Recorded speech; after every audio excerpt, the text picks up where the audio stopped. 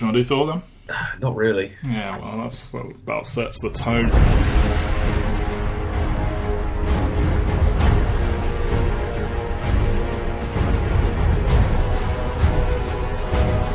Ben doesn't want to talk about Thor the Dark World, neither do I, but this is Ben and Matt's Marvelous Journey, which means we must, as we are taking a look back at every single entry in the MCU, counting down to Avengers Infinity War. What if that movie sucks and this whole 18-week journey has been wasted?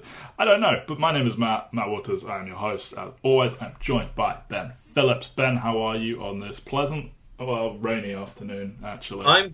I'm good. Regardless of if Infinity War's bad, we're going to have watched all the good movies, and we'll get to talk about Black Panther in 10 days, man. When we record this, it's so soon until it comes out, and I can't wait. Yeah, I'm ready to go. I carbo-loaded. I like to, when people ask, if I eat a large quantity of carbs, I'm like, I'm training. And I'm like, what for? I was like, being awesome. It just throws people off. And I need that energy to get through this because what a drag of a movie in some ways.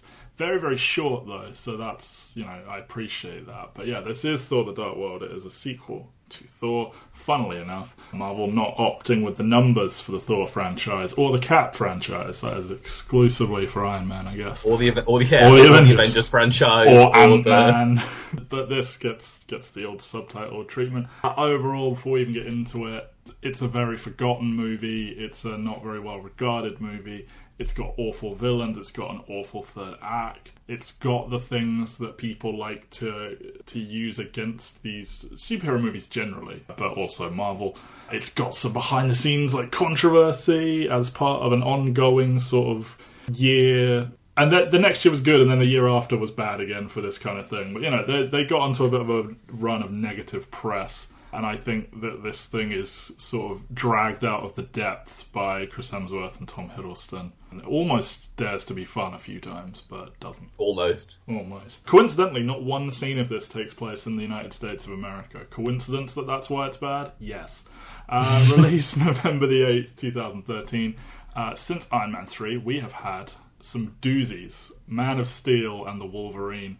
You and I like Iron Man 3, but to other people, this might be one of the worst years for comic book movies on record. But then again, some people like Man of Steel, so who the fuck knows what's happening at any I travelled a long way to see Man of Steel. Yeah?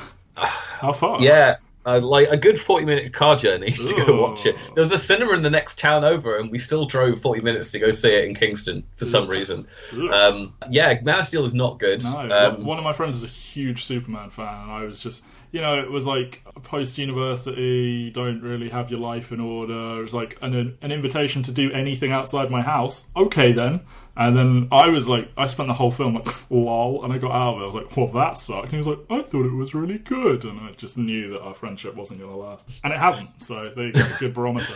I mean, it's the second best of the DC universe, so... I disagree. But on a budget... What are you... No. Batman vs Superman's better than Man of Steel. No, it's not. It is.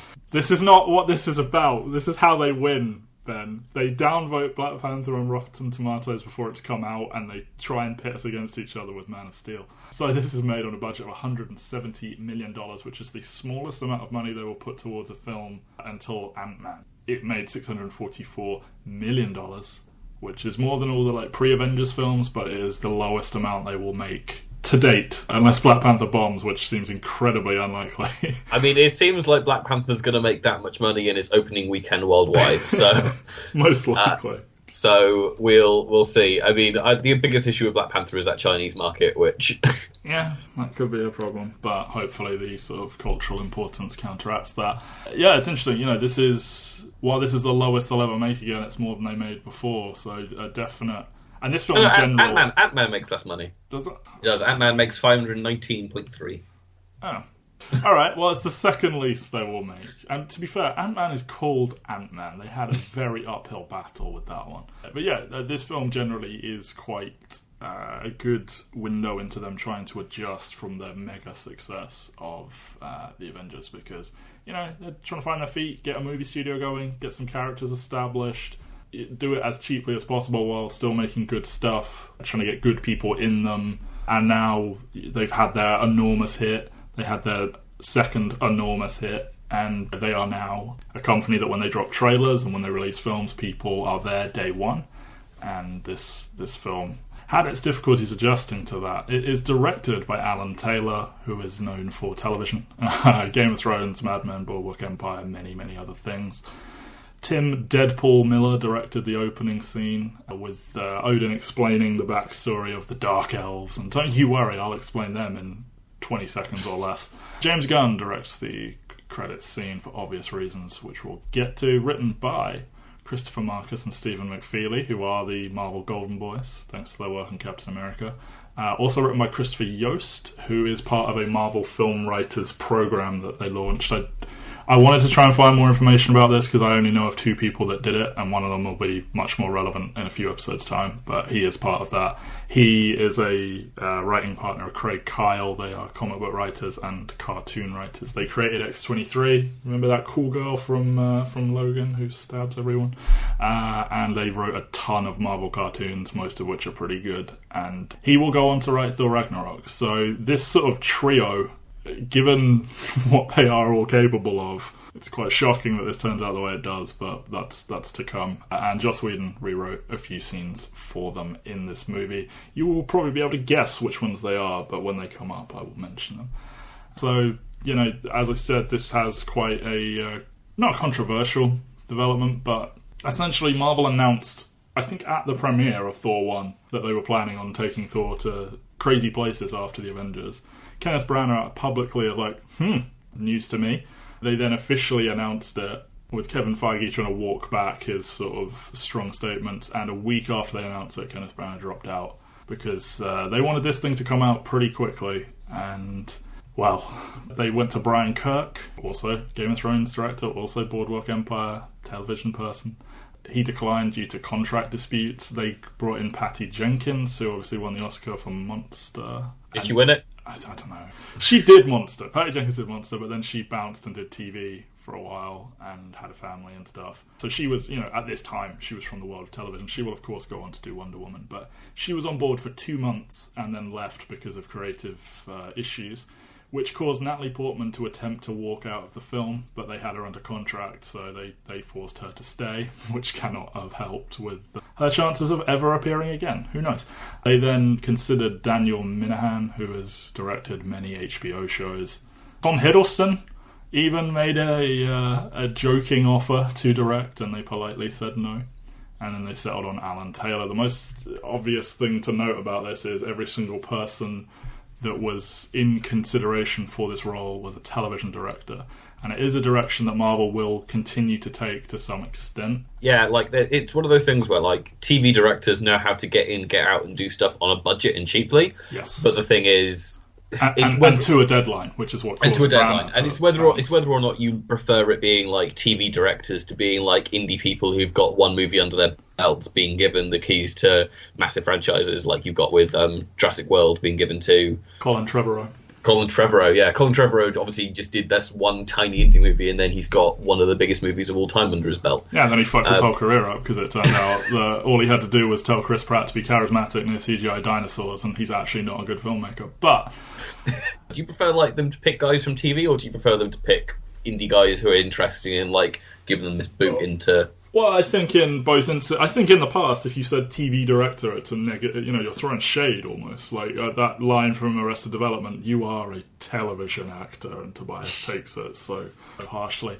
And once upon a time that would have been an insult. But given the way TV has gone over the last sort of decade and a half or more, where sort of culture has shifted more in that way, I think it is a good thing to. It depends what TV show you've done and what film you did, because obviously James Gunn is a film dude and he's crushed it for them, but then they've gotten a hell of a lot of success out of those dudes that did Arrested Development and Community. So yeah, I don't know, but this does not pay off for them. I get why they did it. They were working to a very tight deadline, and I think this is just indicative of them trying to adjust to the Avengers. Shit, these are a big deal now. We've got so many more masters to answer to with sponsors.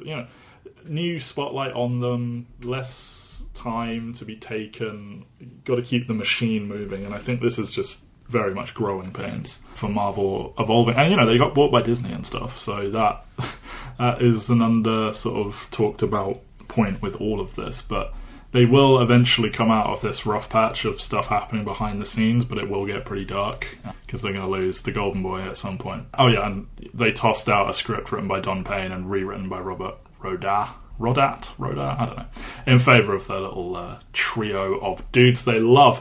Ben, I am intrigued whether or not like Marcus and McFeely got the script for Winter Soldier done before this, and then had to they basically we really like this Winter Soldier script. Can you fix Thor for us? I would imagine so. I would imagine they got this late, and because of everything they went through. They had it written before they started filming. It's not like an Iron Man situation where there's no script, but I feel that to an extent a lot had been decided, and they're just trying to do what they can to salvage it. No, definitely. It's interesting. Like when you go to the next movie and the script is actually really solid, and there's an understanding of these characters and his understanding of all these new characters, and then there's this one which is just kind of that's the character they wanted, it's the character they know, the character they completely immersed themselves in. They were writing Winter Soldier pretty early because I can't remember, I've got notes about it somewhere, but there was someone who was considered for the cast that I don't know, but they were certainly writing it long before they did this, I think. Yeah. Ben, yes. Thor comics, we had a little brief history of them up until Thor 1. They, historically did very well. I think they went through a little bit of a down period, and they got a nice little shot in the arm between Thor and Thor 2. Would you care to expand upon that? Or just tell me I'm wrong if you want. No. So around the time that Thor launched a little comic event called Fear Itself. Fear Itself. Oh, I like Fear Itself. The comic event Fear Itself happened. I think most people don't like it, but I do. Yeah, and from Fear Itself, they kind of relaunched, or Thor had just relaunched, but just beforehand, and they launched a Loki comic in Journey into Mystery, written by Kieran Gillen, drawn by an awful lot of people who I'm not going to list here. But if you're looking for the kind of, they realised that Loki was a big deal, and so they had a Loki comic running throughout the entire length of Thor 1, Avengers, and Thor 2. And so basically Journey to Mystery is this fantastic little closed-ended 30-issue mystery box of a thing. If you like Sandman, you'll probably like Journey to Mystery. And then at the end of Journey to Mystery, they kind of roll on to Young Avengers, which was ending around the same time that Thor 2 came out. But probably, that's if you like Loki, but if you like Thor himself, the big news is Jason Aaron begins his run on Thor with Thor God of Thunder with Esad Ribic, which is very, very good. It's now currently Jason Aaron, Russell Dalton, Matt Wilson doing Lady Thor, who is just Thor, but it's kind of hard to talk about her. It is. They call him Odinson. I don't know if it still is, but I think for a brief period of time that entire Jason Aaron run was on enormous sale. I think probably to do coming out of Ragnarok, so it's probably not anymore. But even if it's not, you should pick it up because it's really fun, and you can just jump right in. It's a good the first chunk is a good 25 issues and is all about Odinson, and then there's now the Thor as a woman stuff, which is really, really, really, really good, and I think it's probably better than that kind of first chunk of run. But for the time being, the stuff that immediately came before this was the kind of God Butcher arc that jumped off Jason Aaron's run, which is, if you're looking for pretty comics, this is definitely one to pick up because it's very, very, very good. Esad Ribic would then go on to do Secret Wars after this, so not a slouch in the art department is that man. No, not at all. Malekith obviously plays a huge part in Jason Aaron's Thor stories. I think they chucked him in because of this movie. I think they said to him, "Sure, do you have a Malekith story to do?" And he's like, "Yes, I do. I do have a Malekith story." He is the villain of this movie, so yes, I feel. I will also say, Kieran Gillen's Malekith story is also quite good. When he did Iron Man, which was an interesting mix of things.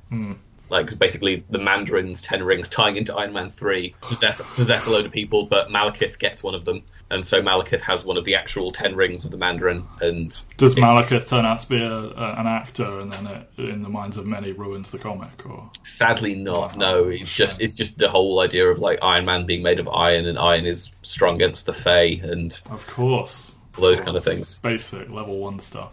Yeah. Okay, so the film it's set 2 years after the first one. The Bifrost has been rebuilt, consequence-free, Marvel. Was the Bifrost built by the time we got to Avengers? No. So how was Thor getting to Earth then? It took the last of Odin's dark magics to send him. He says in that first film, do you really think there aren't other ways off? And we see it in this one. There are other ways. It's just but in this one he says there's one way. Well, there's a very strong implication. One way I'm willing to show you in case this doesn't work out for me and I need to do another escape. Let's not believe the words of Loki. Anyway, Bifrost has been rebuilt. Thor and his merry band of people are travelling around the Nine Realms, fighting for peace, irony there. And Odin has forbidden him from seeing Jane's sad face. But she ends up discovering the Ether, which we will later find out is an Infinity Stone. This is the first movie to use that term. Very nice. Thor ignores his father's advice, brings her to Asgard because she's not well. And then Malekith and the Dark Elves attack because they want to take the Ether back and use it to bring darkness back to the universe. Nice and generic. And with few other options, Thor has to team up with Loki to stop Malekith. They bro around. Generic things happen, and they do indeed stop Malekith. The probably most noteworthy things to happen past them deciding to team up are Loki ends up on the throne looking like Odin, tricking everyone. Who knows if Odin is alive or dead? And in a post-credits scene, Lady Sif and Volstagg. Yes. I know which one it is visually. The Punisher. The Punisher. Thomas Jane. They give the Ether to the Collector, who we will see in a few films. The most obvious talking point for this, there aren't a huge amount of things that would primarily just going to go down the cast, I think, is how messy this film is. It is part of a dark era, as I said, of behind-the-scenes controversies. It is them struggling to adapt. They cut so much out of this movie, either from the original script before they started filming, stuff like Malekith's backstory and motivations and things like that. Alan Taylor said that they changed the film completely in post and he wouldn't have recommended it to anyone. They did a ton of reshoots, which made Idris Elba particularly quite unhappy, but he will get unhappier in a couple of episodes' time. Loki wasn't even originally in this film. He was put in it as a direct response to the Avengers, and then he showed up at Comic-Con in full Loki costume and threatened the audience, and it was absolutely magical. But yeah, there is a ton going on here in terms of just not letting the film be, just so many changes last minute or otherwise, and you can tell it's a messy film. Yeah, it's interesting because not all those changes are necessarily bad. No. Putting Loki in this movie is not a bad response to the Avengers. In fact, it's probably the best thing they could have done. Imagine this movie without Tom Hiddleston. Oh, it doesn't exist. Well, it does. It's just we're going to be talking about it in even worse terms than we are right now. But what if that had led to Malekith being a really well-motivated villain that we cared about? Yeah, at one point Jane was going to be the third villain because when she's infected by the Ether, she was going to destroy Svartalheim, I think. So no, but that's even worse. If that's what they do, if Loki's not in the movie, then I'm happy that Jane and Malekith don't get much plot development to them because. Yeah. Well, I'm not happy Malekith doesn't because I think that's one of the biggest things wrong with this film. Yeah, yes, 100%. But if the options are the Marvel Cinematic Universe, actually creating a lasting villain who is interesting and I want to see more of versus this one-off villain who's going to die, then I'm going to choose the one who's actually going to have lasting repercussions across the entire universe. Yes. I wish we could have both, but I feel like it is very much you can have one or you can have the other, and I'd rather have Tom Hiddleston, who's done 4 movies worth of great work so far. Yeah. And he is one of the strongest, well, he's easily one of the strongest things in this film. So with Alan Taylor, I get why they did this. Not just got a TV person, but they specifically went after 2 different Game of Thrones people. And obviously that is a show that uses a lot of real-world locations, likes to go to Iceland and Ireland and all these places. And he talked about how Kenneth Branagh's Asgard was very pretty and clean, and he wanted to make it more Viking-inspired, a bit grittier, use more real-world locations. And I agree with him there. I didn't like how incredibly CG Asgard was in the first one. And here they do use all these aerial shots and then they CG Asgard onto the top of it and stuff like that. And the early scenes in Vanaheim, places like that, I was like, oh, okay, this is going to be cool. But then it just kind of all falls by the wayside. And one of the things they choose to do with this new look is fill it with dull Star Wars style battles with lasers and little flying ships and stuff. And if you'd written a really fun scene with that, I would have liked it, but it just, I don't know, it doesn't pay off in my opinion. Yeah, it's weird because it's like this is the movie that we're going to finally flesh out the other 9 realms, and when you think of it, like we still only go to Midgard, we still only go to Asgard. There's a little bit on Svartalheim, the tiniest amount where they literally appear there for 2 seconds and pick up the giant dog monster from the first movie. Jotunheim. Oh, that's Jotunheim. Yeah. That's the Jotunheim. Yeah. Well, they pick up the dog monster from Jotunheim, and then Svartalheim is the Dark Elf place, and which is just a Detroit wasteland. So it's just the city of Detroit, and Vanaheim very briefly, which is where Hogun is from, and they just tell him to stay there because he's got nothing else to do for the rest of the film except look up. Yeah, see some jets, and it's just because the 9 realms are an inherently interesting idea, and it feels like both this movie and the one that come after it kind of skip over the idea of like jumping around and having fun with this kind of Norse mythology. Like this movie threatens to do it, and then we keep on going back to the same kind of drib drab awful locations that they've chosen for this movie. And then Thor Ragnarok, we open and Thor has done his magical journey across these universes. And so we never really get to experience like the actual Norse mythology of it all. And I would have loved to have seen them like just do something with it, but I can't tell if it was a money-saving thing or if it was just we need to base it on Earth so that people feel they've got some kind of emotional connection to what's going on, and like we wouldn't feel emotionally connected if it's not set on Earth with Earthlings. Yeah. So I mentioned Vanaheim, that I mentioned earlier as well about Joss Whedon, how you could probably spot the scenes he did. Thor's little fight with a Cronan rock monster, that was written by Joss Whedon, the whole I accept your surrender, and he just kills them in one hit and all that. Good, fun stuff there, and of course we will see these rock monsters return in Thor later. There's allegedly a Corbinite, which is Beta Ray Bill's race, somewhere in that scene. I didn't bother to watch it slowly enough to tell.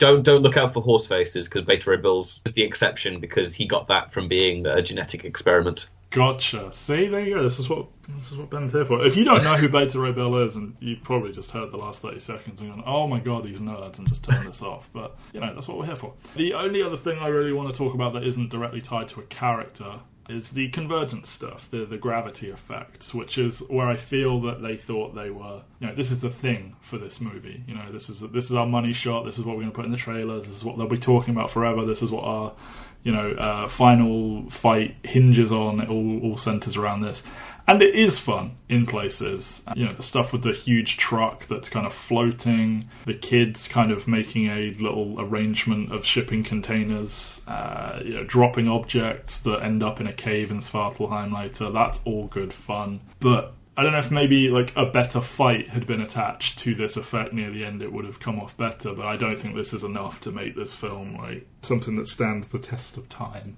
So much of it is forgettable and generic, and like there's no emotional weight to anything that's going on apart from when Thor and Loki are talking, but you can tell that Thor and Loki isn't the point of this movie, so Loki has to be brushed off to the side for the last third of the movie. Yeah, like so much of it is just kind of empty and vacuous, and you don't particularly care about anything that's going on. And yes, there are moments of levity that make you go like, "Oh God, I wish you were more like this," and then immediately it goes back to, "Oh look, there's 9 discs in the sky. Let's blow up the universe." Yeah. There's fun stuff with them, like tumbling, like portal physics type stuff with like the monster from Jotunheim, and them tumbling through one portal to fall out onto another, and Mjolnir trying to catch up with them. It does of course lead to the immortal meow meow line. Which you said you watched with subtitles on to see what they subtitled it as. It's a Mew Mew, like MEW, which is incorrect, I'm afraid. That is not what Kat Dennings says. We will be talking about her soon, one of the few bright spots of this movie. So let's go down the cast. Chris Hemsworth is back as Thor. He is immediately so much more comfortable in this role than he was the first time. He grew his hair out, so the wig doesn't look awful. They left his eyebrows alone. So that's good stuff. I just think doing Avengers and getting to get some acting and chemistry with Loki and Odin in the first movie has helped him so much, because he is so comfortable here, and I don't think he really has a bad scene in here. He's not really doing anything that's like blow away, but you're happy to be seeing him. Yeah, he's very much. It's one of those things where like having your acting debut really in a feature film with like opposite Tom Hiddleston, Anthony Hopkins and Natalie Portman in the first one isn't exactly gonna leave you struggling, because all 3 of them are like really, really good actors. Yeah. And then getting to do Avengers with, I mean, how many Oscar nominees are there in Avengers? Yeah, like, definitely. there's an awful lot of people there who are like really strong actors, and they're just having fun. And so, and I think getting to speak Joss Whedon's words as well, and do scenes in a Joss Whedon-y way, I would imagine that really helped him sort of get a better sense for this character, because it does feel like a continuation of that. The dialogue isn't as strong, but it does feel more like that than it does Thor 1. Yeah, like there's a lot of the kind of faux Shakespearean stuff is gone in this one, and it is very much like it's not quite as quippy as it will become, but there is still very much that kind of idea of them talking like real people rather than talking like hyper extended. Like Odin's the only one who really is kind of like speaking in these declarative statements rather than more Shakespeare. But I mean, Odin is the weird one for me here. If you want to move on to Anthony Hopkins. Yeah, sure. Anthony Hopkins seems like he's in a race to get his dinner out the oven or something, because every goddamn line he reads, he is tearing through, and he doesn't seem like he wants to be there, and he probably doesn't, but he's there, and he's angry. He's angry the entire movie. Like, the only time he's not angry is at the very end when he isn't Odin anymore. Yeah, true. That should have been the giveaway. Hey, you seem to have mellowed out. You smoke some weed? Okay, cool. Yeah. It's just every single scene he's in, it feels like a completely different character from what we get in Thor. Like, yes, the last time he saw Loki, he did try and set up his murder, which he then thwarted. Yeah. But he's angrier now than he was then. Yeah, like the anger he feels towards Loki, and like he's like disowning him, and you're not my son, and you were supposed to die as a child, and it's just Loki says it's my birthright. He says your birthright was to die as a child, and I was like, oh my god, which is all completely against what he was trying to say to Loki when they had their admittedly tense argument in the first film, but it was all a message of, you know, we raised you, like you're our kid. And everything, and it's just now he's just like, I fucking hate you. I always hated you. I always wanted you to die. It's Frigga that made me, you know. It's like, well, and then the whole stuff with him like hating Jane and hating Midgard and all that. That's in keeping with the comic iteration. He's frequently quite an angry man. Thor frequently is very much at odds with him, but it is a dramatic turnabout from what they were doing last time. Yeah, like he was kind of more the kindly father figure than he was the kind of vengeful, raging god that he, like, it's, again, it is, as you said, close to the comic book version, but this isn't what the character was being set up as. Yeah. And I can't tell what changed here, or whether or not it was just like, we need Anthony Hopkins to play more than kindly father figure in this one, because otherwise he would let Thor go back to Earth. They're writing to what they want the plot to do rather than what the character would do. Yeah.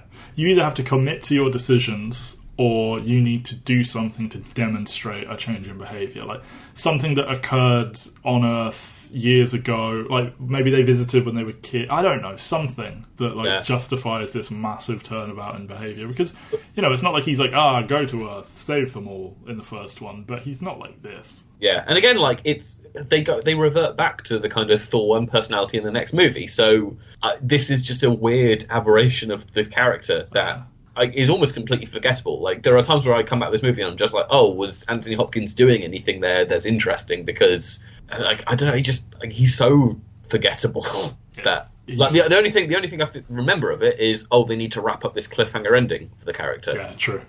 I do like both of his sons calling him on his sort of warmongering bullshit, though. Like, he says he's gonna, you know, go out there and do this, and he's like, how are you different from Malekith? And he laughs at him and goes, I will win. And it's like, oh, okay. Jeez, man. And Loki's saying, you know, that's exactly what you did. That's a fun beat to play, but Anthony Hopkins gets to pretty much get away with it. He just walks off from them when they call him on it. So. Yeah.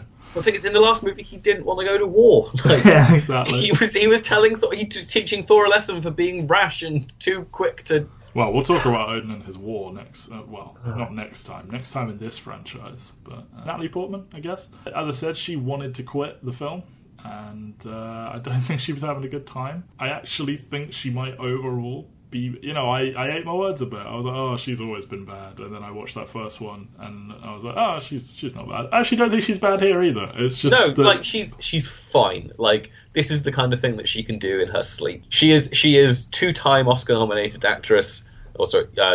She won for Black Swan, and then Jackie. She's great in Jackie. So she can be a female lead in this, and in this she's the romantic lead, which doesn't play to her strengths, but she can do it just fine. Like, well, yeah, I mean, famously, the best kiss these two characters have ever had is at the end credit scene where Natalie Portman wasn't available. I think she was either pregnant or filming something, I don't know. And Chris Hemsworth's wife stood in wearing a wig, only shot from behind, and they kiss. And it's like, well, that's good there.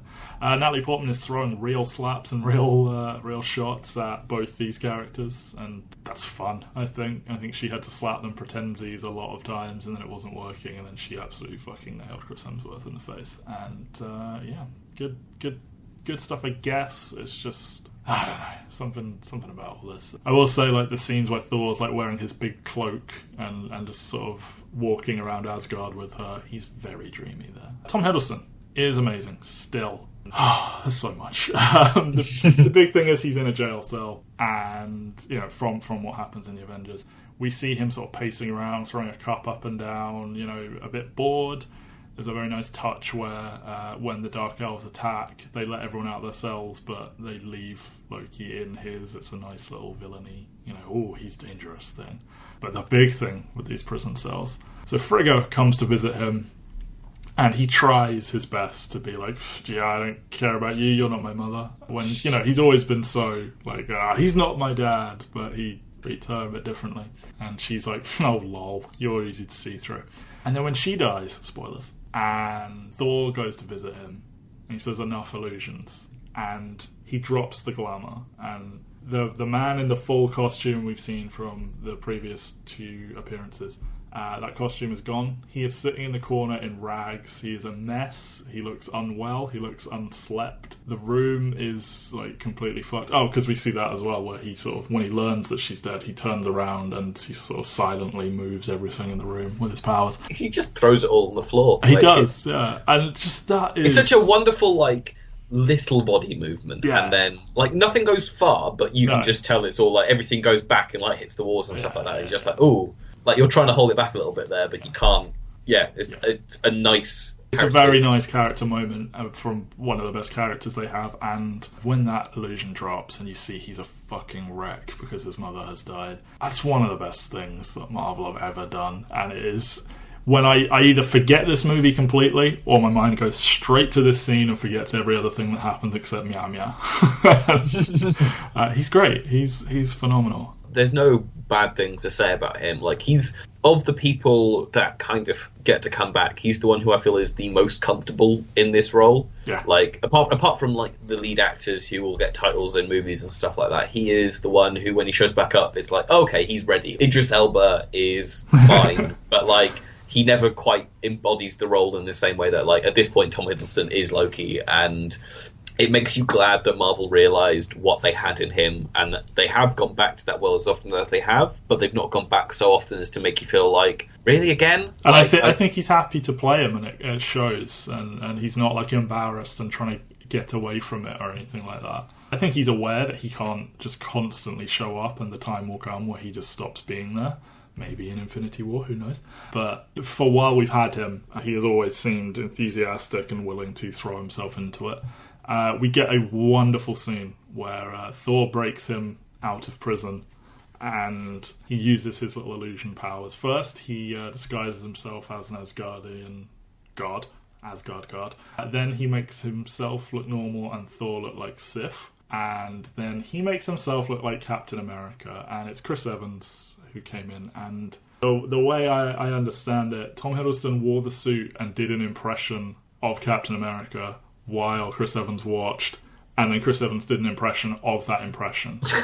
And he said it's basically everything he tried not to do in Captain America 1, is he's talking about, let's have rousing discussions about truth and stuff like that. It's amazing, and it's written by Joss Whedon, shockingly. So, is this the last of our Joss Whedon cameos in the movie? I think he did something in the London battle at the end, but I don't know what it is. But yeah, it's head and shoulders above everything, and it feels like it would be right at home in Thor Ragnarok. And that's the thing, there are multiple moments in this movie where you can see kind of the seeding of where they're going to take it. And it just, I feel just other things get in the way of it being that fun. Like, it's not to say Taika Waititi came in and single-handedly completely changed everything about Thor. Like, clearly the dudes writing this they have a slight inclination to go there, and he just let it loose, I think. Yeah, like I think it's a clever decision, because I do think the things that worked in both Thor and Thor 2 are the sibling relationship, and like I do think that both movies are really quite funny. And I think that Kevin Feige and his team are smart enough to realise that. And so when you're looking for a director, let's go for someone who's more comedic, but someone who can also kind of nail that drama. And I don't understand where in Waititi's back catalogue they looked and said, like, this is the guy we want to direct Thor 3, but I'm so glad they did, because What We Do in the Shadows, obviously. I love Wilder People and I love What We Do in the Shadows, but like neither of them scream to me No, it's stunning. angsty Tom Hiddleston sibling drama. Yeah, we get them bickering here during the escape, and just constantly taking shots at Thor while he's trying to pilot this craft, and the Warriors 3 saying, if you betray him, I will kill you, like, one by one kind of thing. That's all good fun. And he ends up like that escape is like the most fun that we get on Asgard, really. Everything else is kind of like very dour and down, and then there's this kind of like, ooh, we'll have a bit of fun with this, with some like, the ships aren't interesting, what's happening around them isn't interesting, but the character dynamics are. And it makes you want more of them, and it's sad that like the Warriors 3 get sidelined after this as well. And it's just like, could Odin not just send them down to help in the final battle, like, so we could have some of this? But no, it's Thor on his own with his merry band of human friends, and it's just definitely, you 100% buy the betrayal when because they concoct this not amazing plan, it must be said, where, you know, they are going to confront Malekith, hoping he will draw the ether out of Jane, and then Thor can destroy it. But to sort of lull them into a sense of security, the second he lets Loki out of handcuffs, Loki stabs him, and then he cuts off his hand. This is all revealed to be an illusion, but you buy it. Like, I 100% thought, oh, obviously this is what happens. And then you get the quite shocking reveal that he not only is on board with the plan after all, but he twice saves Jane. Yeah. It's a bit strange. I think they may have played that beat a little bit too far, but, you know, it's fun. It's different. Idris Elba is back. He's already annoyed that he's having to do reshoots. He's doing a bit more. He's a bit better, but nothing to write home about at all. He gets that one good line delivery. Yes, I'm here to report treason. Who? Me? Or, yeah. Whatever. Kat Dennings, besides the Odinsons or the Odinson and the Laufeyson, she is the best thing in this film. She is so necessary to stop this collapsing under self-seriousness. The date scene with Chris O'Dowd doing a cameo is great, where she sort of shows up and she's all like, "You're wearing lady clothes, you smell good," and all that kind of stuff. Yeah. Do you think this was basically her just going like, "Oh, thank God, I've actually got some funny things to do after my day job of Two Broke Girls"? Oh, shots at the writing staff of Two Broke Girls. They know they're terrible on that show. Like, yeah, she's a lot of fun.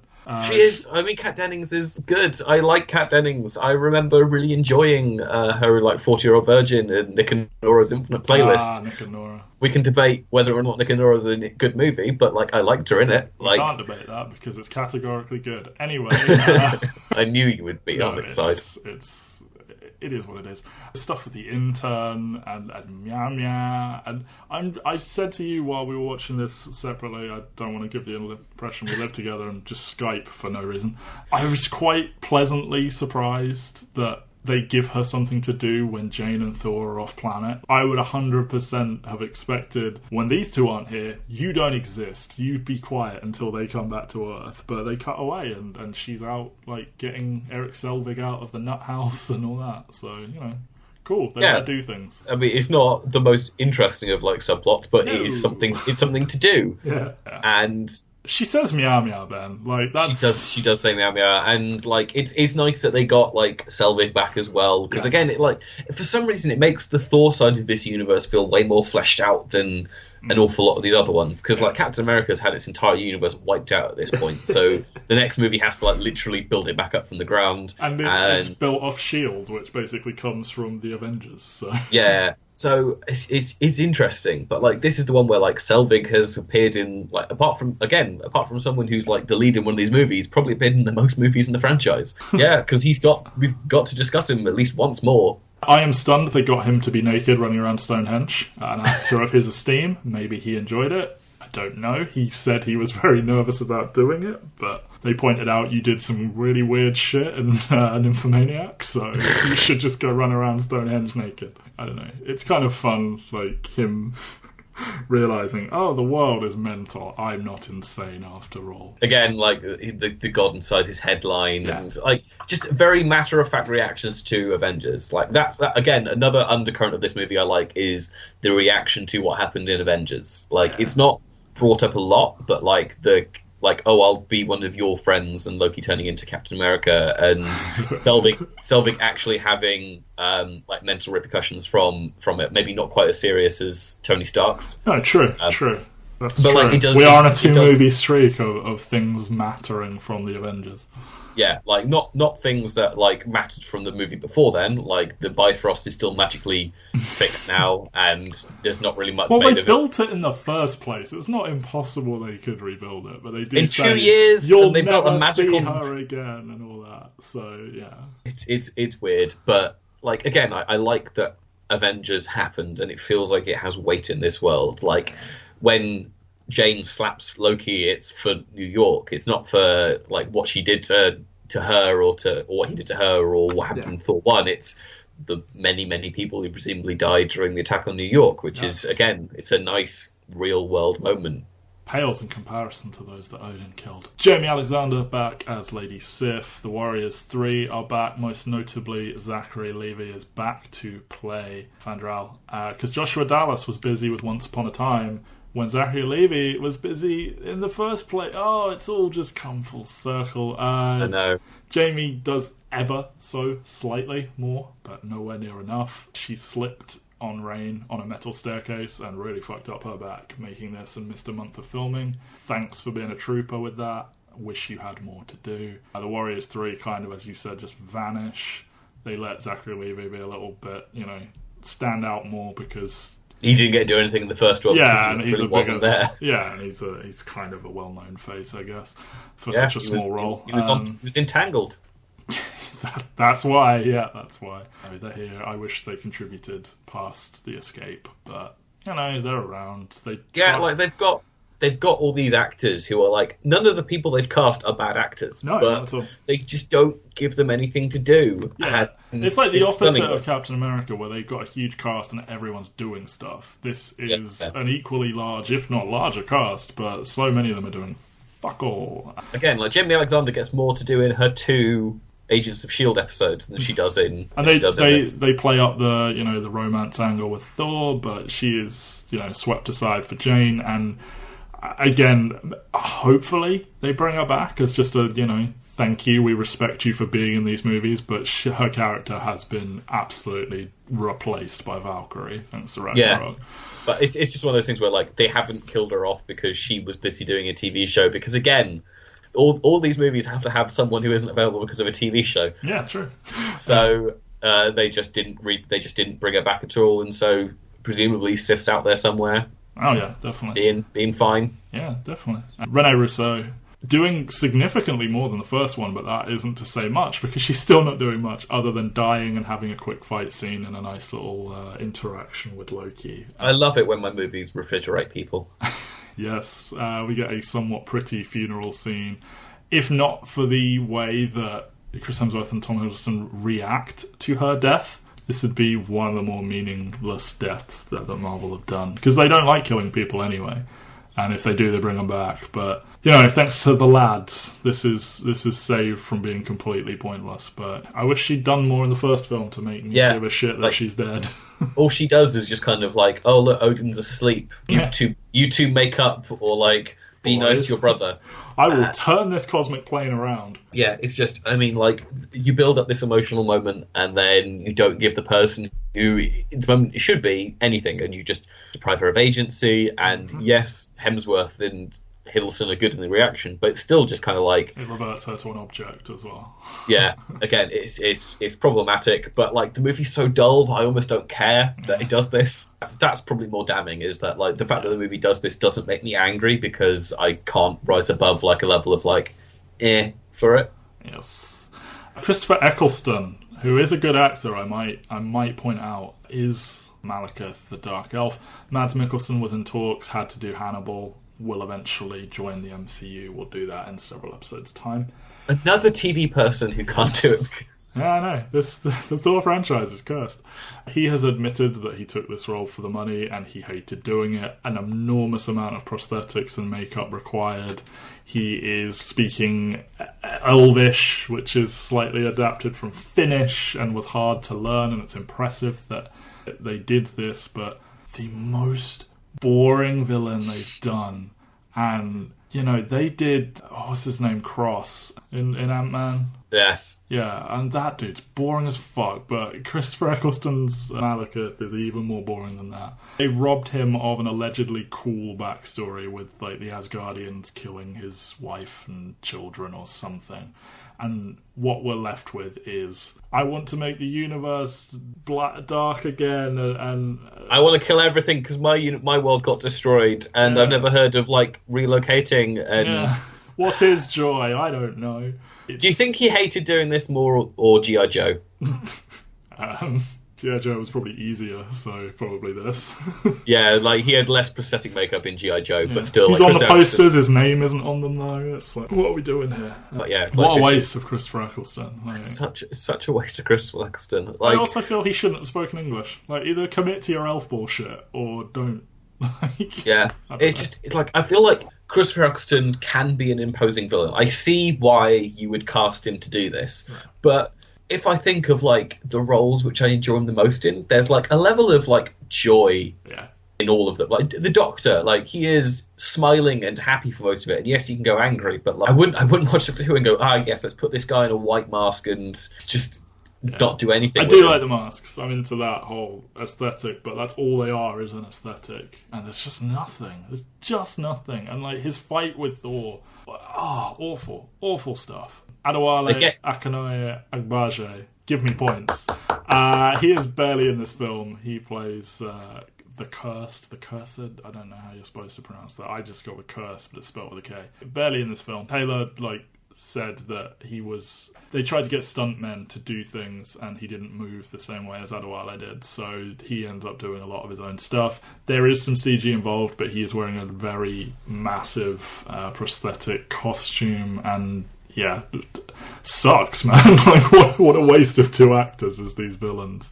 Yeah, like, because Adewale gets to do 2 scenes without makeup on, and then he's just in a suit being the heavy for the rest of it. Yeah, and he's just a bull monster who does some fighting and sort of loses to Thor in his first fight. So it's like, oh, well, alright, cool.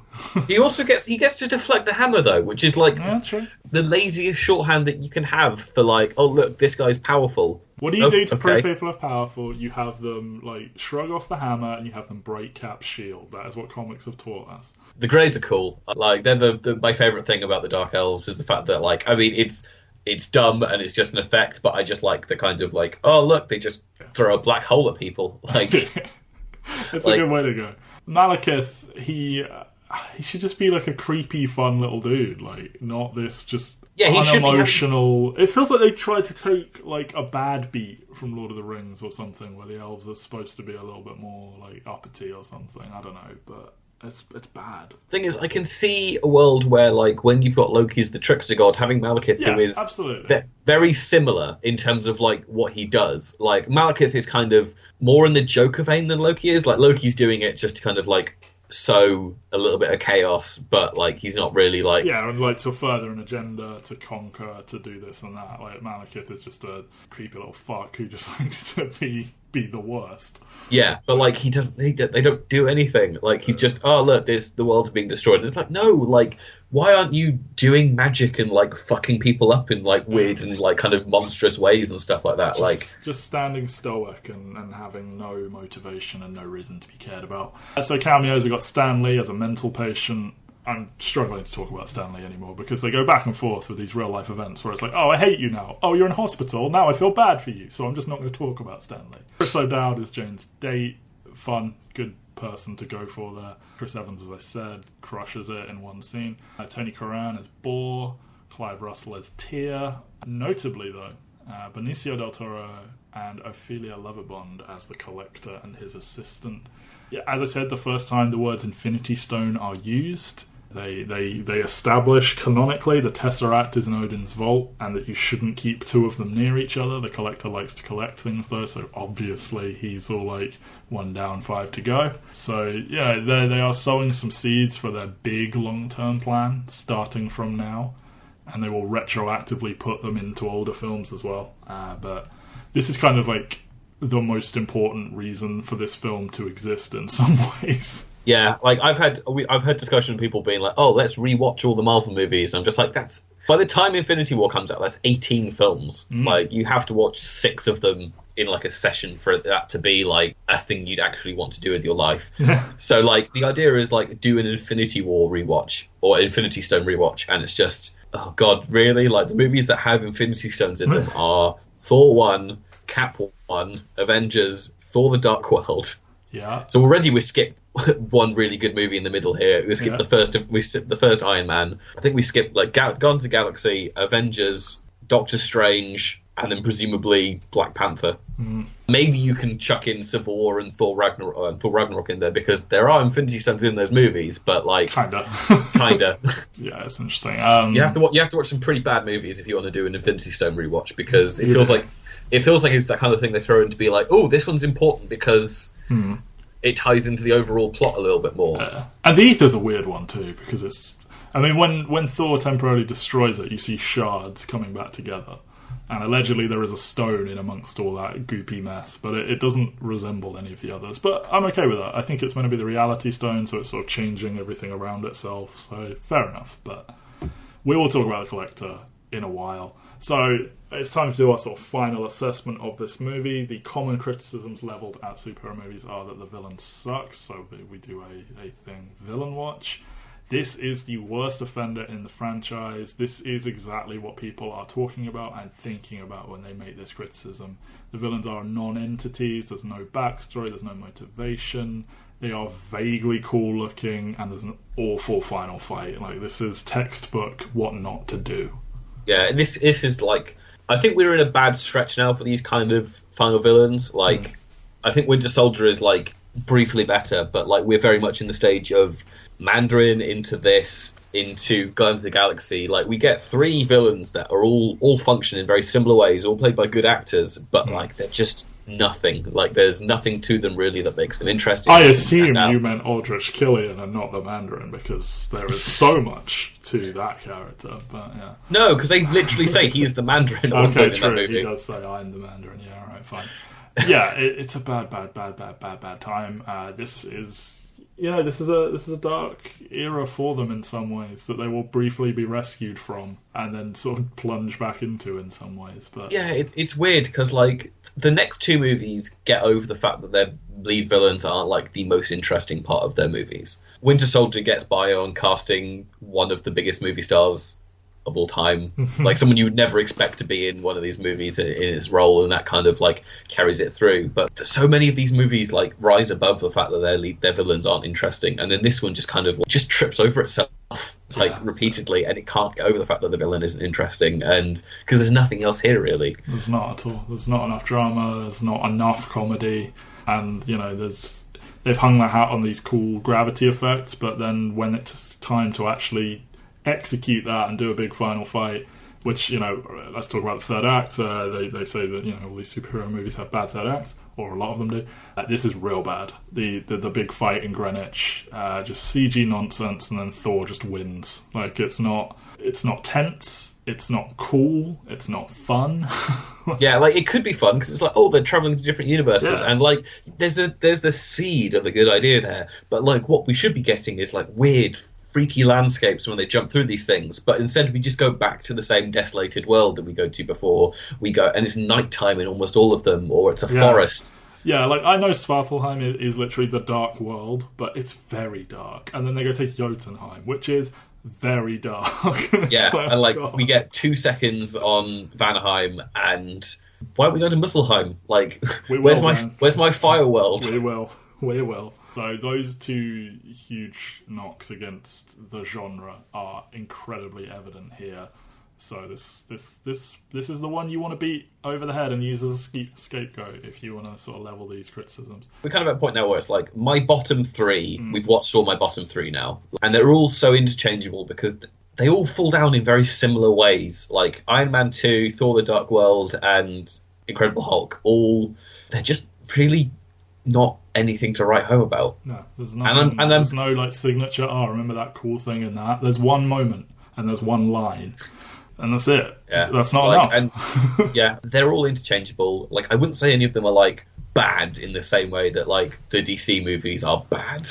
Like, there's nothing in these movies that makes me angry. There's nothing in them that feels like it's spits in the face of, like, tradition and stuff like that. They're just so thoroughly mediocre, I just rather forget them. Yeah, it's boring, which is what's boring. Bad. See, but, like, the thing is, like, I can sit through these. Yeah, this is easy. This is the shortest one because it's got longer credits than Incredible Hulk had, and it has 2 sort of mid-credit, end-credit scenes. So it's the actual film is the shortest one they've ever made, I believe. And for that reason, I'd probably not put it right at the bottom, and there's the stuff that Loki does. But it's way down there. And if anyone said this is the worst one, I'm probably not going to fight you about it. After assessing this film, is there anyone who individually rises above and joins the all-Marvel team, which so far is Robert Downey Jr., Sam Rockwell, Hayley Atwell, Tom Hiddleston, Mark Ruffalo, Scarlett Johansson, and Ben Kingsley? For me, the only real nominee is Tom Hiddleston. Is he better than he is in the Avengers? I think he gets a couple of moments that are incredible.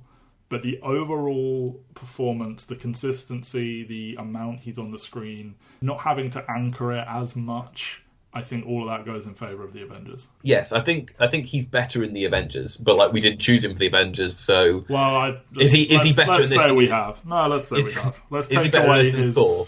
I think he might be better in this than he is in Thor 1. But I think he is because I think in Thor 1, he is separated from Thor for most of it. When he's with Thor, like, he's kind of coming to terms with himself. Yeah. Whereas in this one, like, when they're together, there's banter and bickering and actual chemistry between the two of them, which I think makes it... They're both more comfortable, and they're both more comfortable with each other. And yes, there's a little bit of the two of them together in Avengers, but Avengers is so much about Loki interacting with the entire team. And there's kind of only really 2 key Thor-Loki moments, which is like their first conversation on the hilltop, and then there's that final one just before the final fight kicks off. And in the glass. Oh yeah, and in the glass room. But like some of the best scenes in the film, I would say. They are some of the best scenes in the film. But I also really do appreciate like them both, like where the power dynamic between them is equal, and they're like on that escape run. Like the bit where they're on the ship and they're just shouting at each other and being brothers. Yeah, and he like pushes them out and stuff, like pushing them out the ship onto the smaller ship, and then I think it proves Thor's point from Avengers 1, where Loki is so bent on this idea that you're not really my brother and all this, and he says, we were raised together, we played together. Like in his mind, he is still my brother, and I think that all that scene does is prove that, because he may be jealous of him, he may want to usurp him, but he cannot deny that that is their relationship. They are bickering brothers, and he's probably having fun. If you asked him, if you were able to. Yeah, no, I think Tom Hiddleston's doing good work here. We've already nominated him. This is kind of a moot point. Like it's Avengers. It's the Avengers one. That's the one. It's accessing the entire character. I think is basically what it is. Thor 1, you're not getting as much of. He's not being playful. He's not being funny, and here, like, they're doing more. Like, he's being a bit more badass. He's being very funny. He's being very dramatic. He's got the chemistry with Thor. But Avengers, you get the comedy. You get the most menacing he's ever been. You get the drama. And it's great. And he is the villain against all these charismatic heroes. And he just crushes it. So, for as good as he is here, and for as much as I will always, always, always point to that one scene as say, hey, look how good that is, I think we're not going to have a nominee from this film.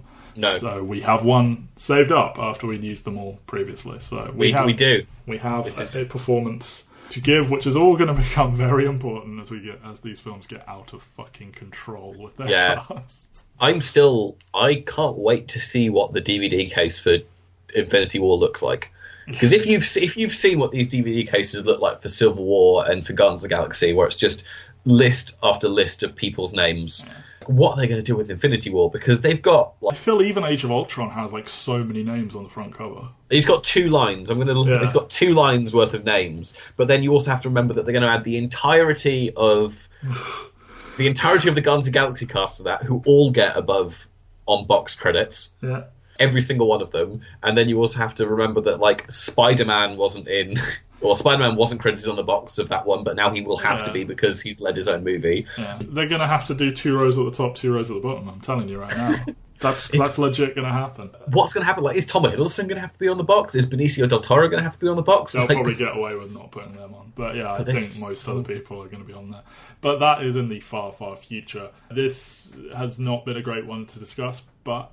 Next time, we have a serious contender for maybe not the very top spot, maybe in some people's mind, but right up there in the upper echelon. We will be talking about Captain America, the Winter Soldier, and I'm very excited. I almost forgot we had to record this, and I was getting excited to record that. But that is next time. Until then, enter therealworld.com, 2 E's in Real World. It is a pun. Listen to all our good stuff. From Broadcast Depth is our Lost podcast. That is good stuff from Kevin Ford and Ben Lundy. Thor the Dark World is done for Winter Soldier next time. Thank you, Ben, for tolerating this one. And lucky you get to watch Winter Soldier in the next week or so. I do. I mean, I don't think we get a bad movie for the next 11 films. Yeah. Well, that's me assuming that Black Panther's good. Sure. Well, thank you for this one. And thank you, everyone, for listening. Goodbye. Bye.